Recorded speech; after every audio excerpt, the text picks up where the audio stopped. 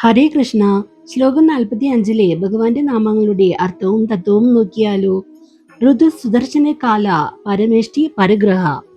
ഋതു കാലാവസ്ഥകളുടെ രൂപത്തിൽ നിലകൊള്ളുന്നവൻ. സുദർശന മനോഹര ദർശനമുള്ളവൻ. കാല സമയത്തിന്റെ സ്വരൂപമായവൻ. പരമേഷ്ടി പരമസ്ഥാനത്ത് വസിക്കുന്നവൻ. പരിഗ്രഹ എല്ലാം ഉൾക്കൊള്ളുന്നവൻ. ഉഗ്ര സംവത്സരോ ദക്ഷോ വിശ്രാമോ വിശ്വദക്ഷിണ. ഉഗ്ര അതിശക്തനായവൻ. സംവത്സര വർഷ ചക്രത്തിന്റെ അധിപൻ.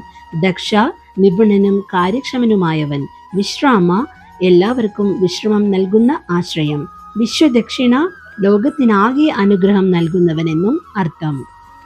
കാലവും പ്രകൃതിയുമെല്ലാം ഭഗവാന്റെ ദിവ്യസ്വരൂപങ്ങളാണെന്നും ജീവിതത്തിലെ മാറ്റങ്ങളെല്ലാം ഭഗവാന്റെ നിയമപ്രകാരമാണ് നടക്കുന്നതെന്നും തത്വം. സർവം കൃഷ്ണാർപ്പണം.